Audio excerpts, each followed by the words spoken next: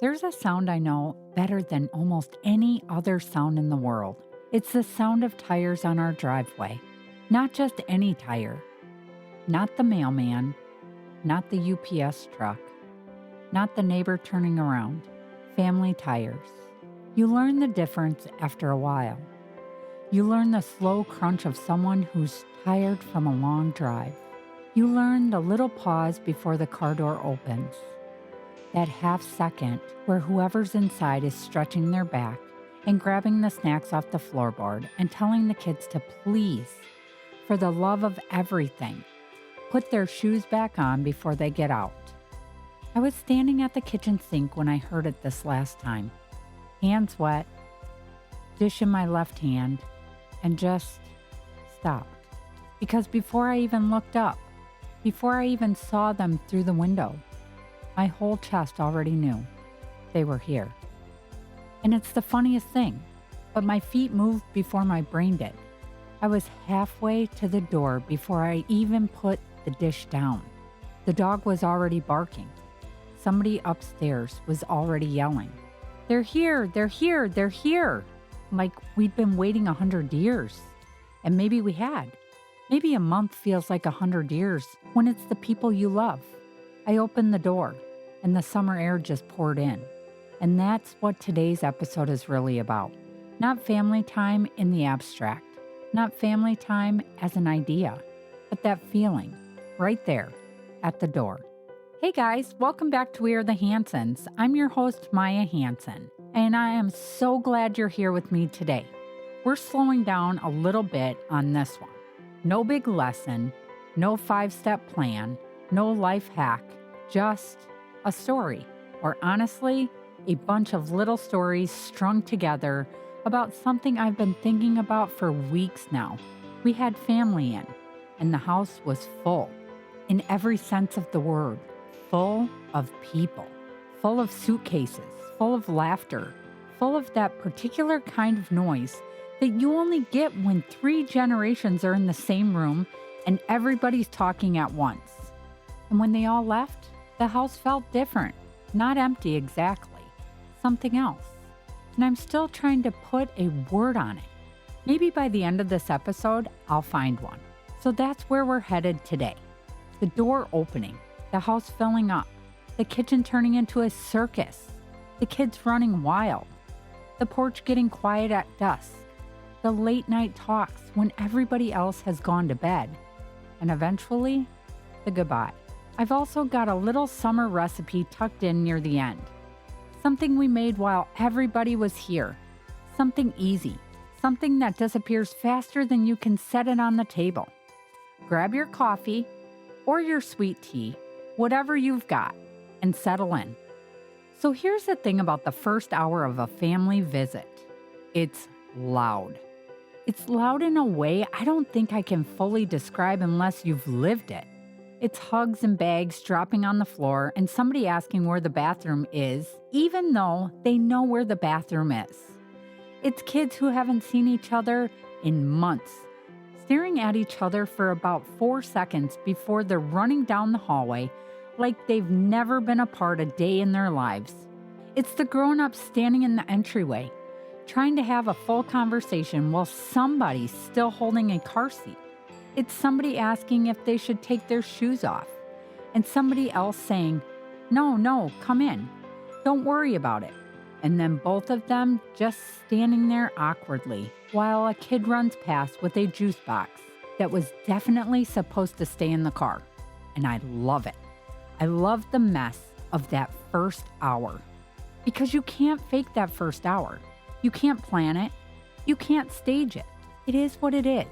It's the raw, unfiltered, slightly frazzled, deeply joyful opening scene of whatever these next few days are going to be.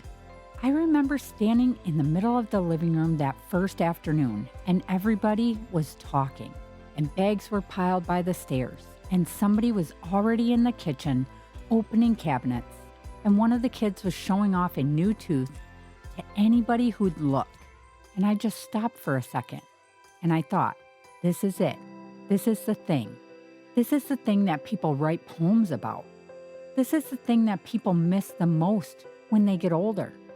This is the thing that doesn't show up in photos very well because it's not a scene, it's a feeling. The house is breathing in. And I think that's the part that nobody ever warns you about when you're a young parent. Nobody tells you that one day you're going to be old enough and your kids are going to be grown enough and your grandkids are going to be real enough that your whole living room is going to be chaos of people who come from you, people who started in you, people whose whole existence traces back to something as simple as a decision you made one afternoon decades ago to say yes, a little life that scared you a little. Nobody tells you that. You just live it. And one day, you're standing in the middle of it, and the weight of it lands on you all at once. And you have to go stir something on the stove just to have an excuse to turn your back for a second, because you don't want them to see you getting emotional. Not yet. Wait till the porch at dusk. That's where the emotional conversations belong. So after the first hour settles down, there's that phase I call the spreading out. Everybody picks a spot. You don't even have to assign it. It just happens. Somebody claims the guest room. Somebody dumps their bag on the couch. Somebody stakes out a recliner like they're planting a flag. Kids disappear upstairs. Phones get plugged in. Chargers start multiplying. I swear, within an hour of family showing up, there are more charging cables in my house than we've owned in the last decade. And suddenly, the house shifts. The routines that felt so important yesterday, gone. The way I fold the throw blanket just so on the end of the couch, forget it. The blanket is somebody's pillow now. The kitchen counter that was clean at noon, it's got 3 coffee cups, a box of crackers, a half-eaten banana, somebody's keys, and a pair of sunglasses nobody's claiming. And I'm telling you, I love it. Because a house that's too neat is a house that nobody's really living in. And when family's there, the house is living. It's breathing. It's stretching out. The rooms are being used the way rooms are supposed to be used. My grandma used to say, a clean house is a sign nobody's home. I think about that a lot. The cleanest my house ever is the moment right after everybody leaves. And I'd trade clean for a full every single time. Now let me tell you about the kitchen, because the kitchen, that's where everything happens. I don't care how big your living room is. I don't care how nice your dining room is. I don't care if you've got a whole finished basement with a pool table and a bar. When family comes over, they end up in the kitchen every single time. I'll be in there trying to put a meal together, and within about 10 minutes, there are 5 people leaning on the counter. Somebody's got a cup of coffee, somebody else is holding a baby, somebody's standing halfway in the hallway because there's no room left at the island, but they don't want to miss the conversation. And the conversations that happen in a kitchen when family's over, those are the ones. Those are the ones that don't happen anywhere else. You'll get the old stories, the ones you've heard 100 times but nobody's tired of. The one about my dad in the boat. The one about the Thanksgiving the turkey didn't thaw. The one about the uncle who swore he saw something in the woods and nobody believes him to this day. And he'll argue about it until he's blue in the face. And then you get the news stories. The ones people haven't told yet. Something that happened at work. Something a grandkid said. Something somebody's been carrying around for months and finally feels safe enough to put it on your kitchen counter. And in between all that, there's food. Somebody's chopping onions. Somebody's stirring something. Somebody's sneaking bites of whatever's in the pan and swearing they didn't. Somebody's arguing that their mom's version is better. Somebody's not even pretending to help. They're just standing there eating the cheese straight out of the bag. And the whole time, the kitchen is alive. It smells like butter. It smells like garlic. It smells like something baking. It smells like coffee from the morning that's still on the pot. Nobody's had a second to wash it out. And I look around and I think, this is the heart of everything. 4 walls and a stove. That's all it is. And somehow it holds all of us. I had a moment in there this last visit, and it caught me off guard. I was at the stove stirring something, and I could hear everybody behind me. Somebody was telling the story about the time my father-in-law tried to deep fry a turkey in the garage, and everybody was howling. And I turned around, just for a second, and I looked at the room, and I realized every single person in that kitchen was somebody I had loved for a very long time. Not a stranger, not a new face, not anybody I was still figuring out. Every single person had been with me for years, decades, some of them, had seen me at my best and my worst, had been through things with me, had held something of mine that they never gave back because I never asked for it back, because it was theirs now. And I remember thinking, how many people in the world get to stand in a room like that? How many people get to look around a kitchen on a Tuesday afternoon and see that much history, that much love, that much shared life in one place? Not everybody, not most people, honestly. It's a gift. And it's the kind of gift you don't always recognize while you're inside of it. You recognize it later. You recognize it when the kitchen's empty and you're wiping down the counter alone. But if you're lucky, and if you're paying attention, sometimes you catch it in real time. That's what happened to me this visit. I caught it. I was standing there with a wooden spoon in my hand, and I saw it for what it was. And I'll carry that moment for a long time. Okay, the cousins. At Great Wolf Lodge, there's adventure for the whole family. You and your pack can splash away in the indoor water park where it's always 84 degrees. There's a massive wave pool, a lazy river, and tons of water slides for your pack to enjoy together. And the fun doesn't stop there. Get ready to explore and play at adventure-packed attractions from Magi Quest, a live-action game that takes place throughout the lodge, to the Northern Lights Arcade. There's also a bunch of great dining options and complimentary daily events like nightly dance parties, all under one roof. And the best part? With 22 lodges across the country, you're always only a short drive away from adventure. So bring your pack together at a lodge near you. Book your stay today at greatwolf.com and strengthen the pack. I have to talk about the cousins, because watching cousins reunite is one of the purest things I've ever seen in my life. There's this moment, usually within the first 20 minutes of everybody arriving, where the kids find each other, and there's almost no words exchanged. Maybe, hey, maybe, did you bring it? Maybe just a look, and then they're gone. Up the stairs, out the back door, into the bedroom, into the yard. Doesn't matter. They just disappear into their own world. And their own world has different rules than ours. Their world has games that don't make sense. Games with rules that change every 2 minutes. Games that involve pillows and blankets and an old laundry basket that's been repurposed into a spaceship, or a horse, or a submarine, depending on who's in charge that hour. They come downstairs occasionally, usually because somebody's hungry, or somebody's bleeding, or somebody wants to tell on somebody, and then they vanish again. And here's what I love about it.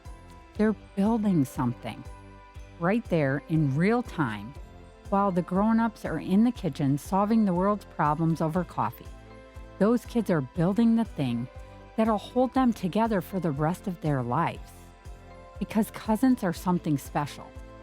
Cousins aren't quite siblings. They don't see each other every day. They don't fight over bathrooms.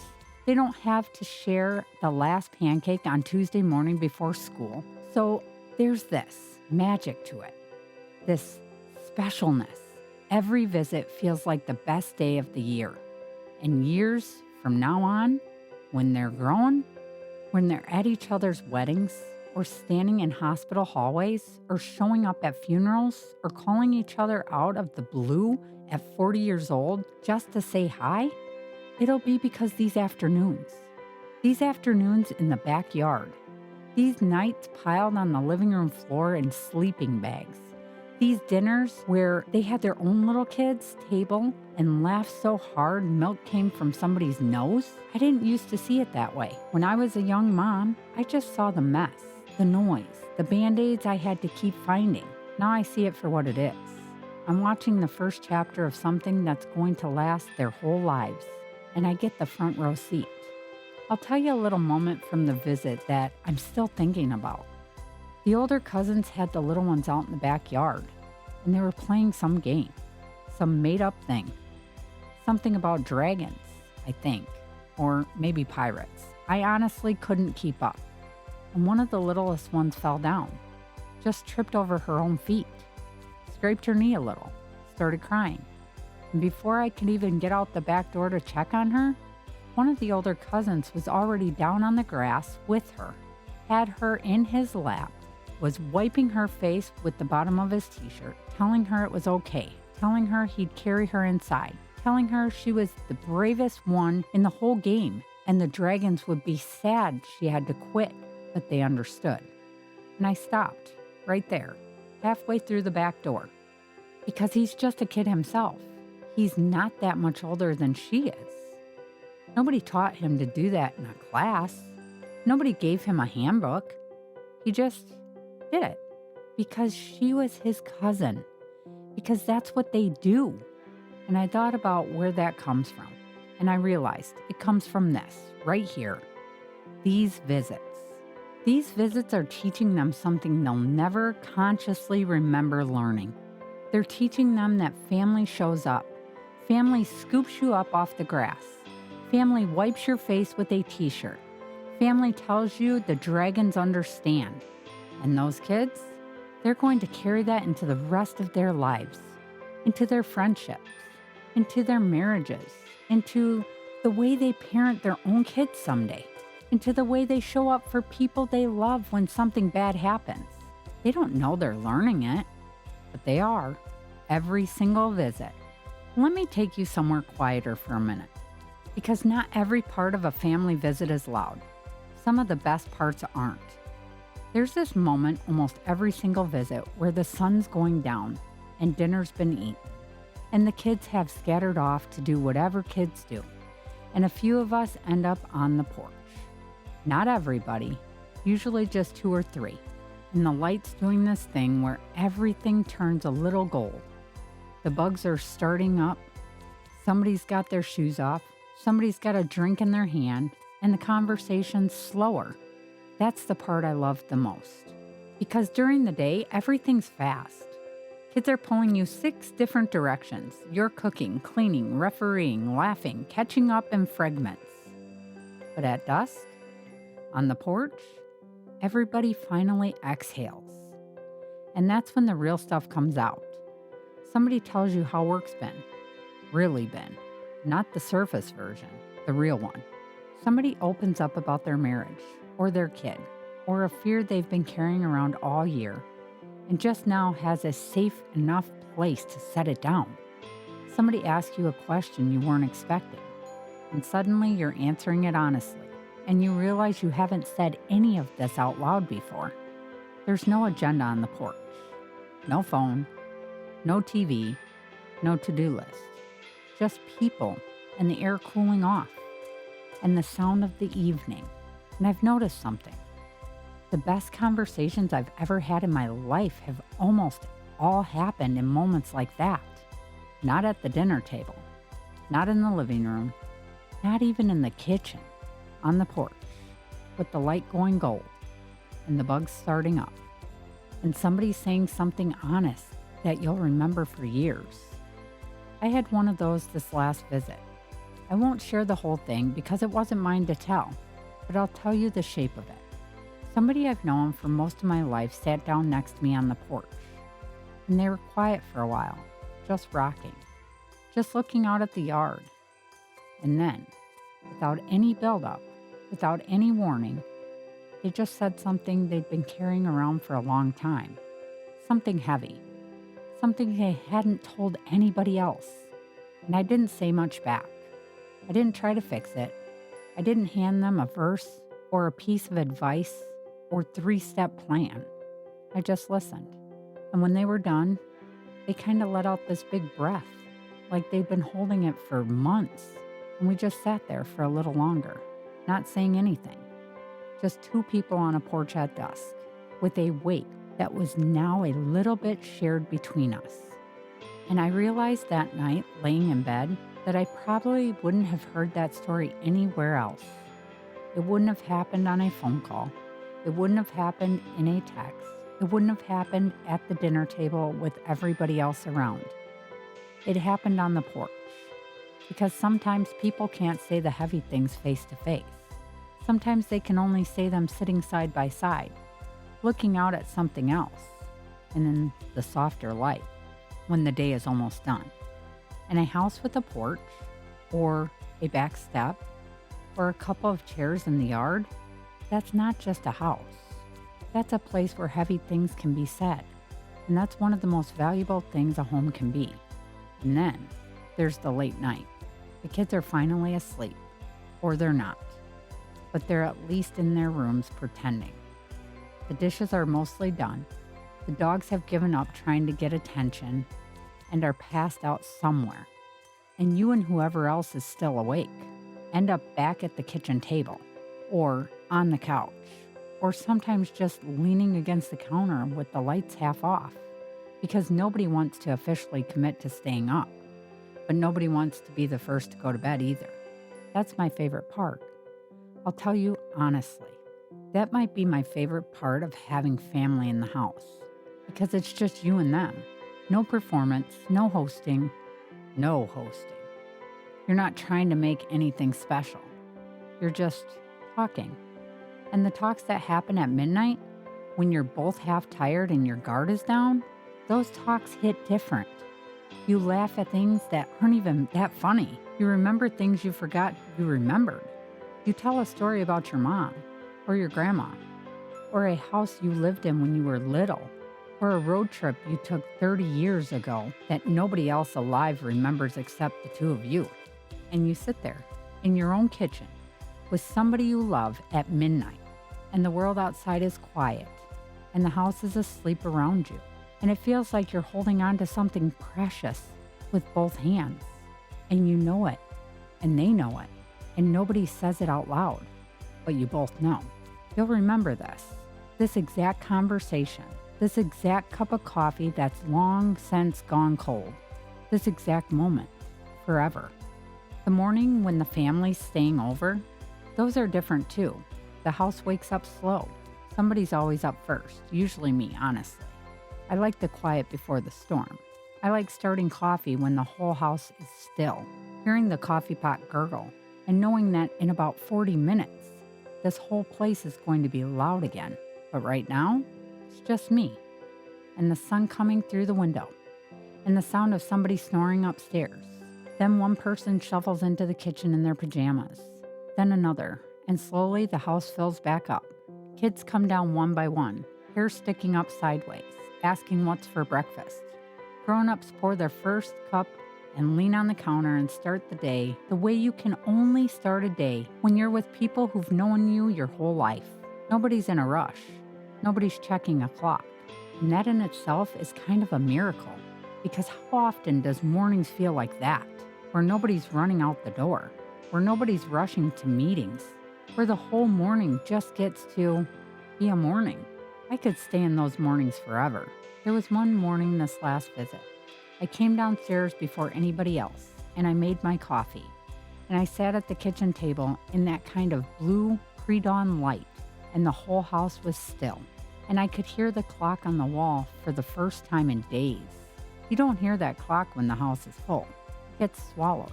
But that morning, I could hear every tick. And I just sat there, coffee cup in both hands, looking at the evidence of the day before. The coloring book somebody left open on the table. A pair of little socks on the chair across from me. A grocery list somebody had started and abandoned halfway through. And I thought, this is what prayer looks like sometimes. Not words, not hands folded, not eyes closed. Just a mother at her kitchen table, grateful. And the quiet before the house wakes up. Okay, speaking of mornings, I promised you a recipe. And this This one we made about 4 times while everybody was here, 4 times in 5 days. Because every time I made it, it was gone before I could even put the pan down. It's My Hanson House Summer Berry Crumble, and I promise you, it's as easy as it sounds. Here's what you need. 4 cups of mixed berries, whatever you've got. Strawberries, blueberries, blackberries, raspberries. I like to use at least 3 kinds because the colors make it look like summer in a bowl. If one of the kids just handed you a sad little handful of berries they picked in the backyard, throw those in too. It all works. A 1/4 cup of sugar, or a little less if your berries are already sweet. 1 tablespoon of cornstarch to thicken up the juices so it doesn't just puddle up. The juice of half a lemon. This is the part everybody forgets. Don't forget it. The little squeeze of lemon is what makes the berries taste like berries. Mix all of that in the bottom of a baking dish. Give it a stir, set it aside. Now for the crumble topping. 1 cup of old-fashioned oats, half a cup of flour, half a cup of brown sugar, a pinch of salt, a teaspoon of cinnamon, and 1 stick of butter melted. Stir all of that together with a fork until it looks like wet sand, like the kind of sand you used to build castles with at the beach when you were a kid. Sprinkle that over the berries. Don't try to spread it perfectly. Just let it fall where it falls. The uneven parts are where the magic happens. Bake it at 350 for 35 to 40 minutes until the top is golden brown and the berries are bubbling up at the edges. Pull it out, let it sit for 10 minutes. That's about the hardest 10 minutes of your life, I'll tell you that right now. Because the smell of that thing coming out of the oven is going to have every single person in your house wandering into the kitchen asking, "What is that?" Serve it warm with a scoop of vanilla ice cream on top. That's it. That's the whole recipe. And I'm telling you, nothing makes a summer kitchen feel more like a summer kitchen than pulling that out of the oven with a house full of people you love. And then, eventually, comes the part I never get used to, the goodbye. Because no matter how long they stay, it's never long enough. The bags come back downstairs. The chargers get pulled out of the wall. Somebody's missing a sock. Somebody's looking for their phone. Somebody's doing the last sweep through the guest room to make sure they didn't leave anything behind. And you're standing there in the entryway again, same spot as when they got here. Except now, everything's reversed. The hugs are longer. The drive safe gets said about 6 times. Somebody cries a little. Maybe it's the kids. Maybe it's me. Maybe it's both. And then the car doors close. And you stand in the driveway waving until they turn the corner. And then you don't move for a minute. Because that moment, standing in the driveway after they've pulled away, that's one of the heaviest moments in a family's life. The quiet that rushes in right after the car disappears. The way the air feels suddenly lighter, but in a sad way. The way your own house looks different when you turn around and walk back inside. The door clicks shut behind you, and the silence is loud. The hours after everybody leaves are strange. You walk through the house, and everywhere you look, there are ghosts of what just happened. A cup of coffee somebody forgot on the table. A stuffed animal on the floor by the couch. A towel folded over the shower door that isn't yours. A crayon on the kitchen counter. A little bowl of berries somebody started and didn't finish. A water glass on the nightstand in the guest room, still half full. A Sharpie lid on the kitchen floor with no Sharpie anywhere in sight. A single hair tie on the bathroom counter. Socks. There are always socks, no matter who comes to visit, no matter how careful they are when they pack up. There is always at least one sock left behind. I've got a drawer full of orphan socks at this point, and I keep them because every time I go looking for one of my own, I see them in there, and I remember who was here, and I smile, and I close the drawer and I move on with my day, a little lighter than I was a minute ago, and it hits you in waves. You'll be fine in an hour. You'll clean up. You'll get back into your normal rhythm. And then you'll turn a corner and see something that reminds you that they were just here. And you'll have to sit down for a second. But here's what I've learned. That ache. That's love. That's what love feels like when the thing you loved has just walked out the door. That ache isn't a bad thing. That ache is proof. Proof that didn't take a single minute of it for granted. Proof that something real just happened in your house. Proof that you were present and they were present and something passed between all of you that can't be photographed or posted or saved on a shelf. It can only be felt. And that's what stays. Long after the bags are gone, long after the sheets are washed, long after the crayon gets swept up and the coffee cup gets washed and the towel goes back to the closet. That feeling stays. I want to say one more thing before I wrap this up, because I know there's somebody listening who's been putting off a visit. You know who you are. You've been meaning to call. You've been meaning to make the drive. You've been meaning to invite somebody over. You've been waiting until the house is cleaner, until work settles down, until the kids are a little older, until the schedule loosens up, until the bathroom gets redone. And I just want to say, as gently as I can, don't wait. Not because I'm trying to guilt you, not because I'm trying to scare you, but because the truth is, the window doesn't stay open forever. People move. People get sick. People get busy in ways that they didn't used to be.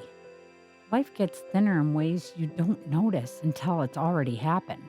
And the visit you keep meaning to make turn into visits you never made. So make the call. Open the door. Let the house get messy. Burn the bread if you have to. Buy paper plates. Don't vacuum. It doesn't matter. The people you love aren't coming to see your house. They're coming to see you. And you. Just as you are. In the middle of a Tuesday. In a sink full of dishes. And a laundry basket you haven't folded. Are enough. You've always been enough. So that's where I'll leave it today. I was going to try to come up with some big ending. Some big tidy takeaway. Some list of things to remember. But I don't think family time is a list. I think family time is one thing, and it's this. It's the driveway. It's the door. It's the hug. It's the kitchen. It's the porch at dusk. It's the crumble on the counter. It's the midnight coffee that went cold. It's the goodbye you weren't ready for. It's the ache that follows. And it's the love that was there the whole time, making all of it possible. That's the whole thing. That's the whole heart of home. Thank you for being here with me today. Thank you for letting me share this one. It's been living in my chest for weeks, and it finally had somewhere to go. If this one found you at the right time, if it reminded you of somebody, you know what to do. Make the call, open the door, set the table. And until next time, from our family to yours, this is We Are the Hansons, and you are always welcome here.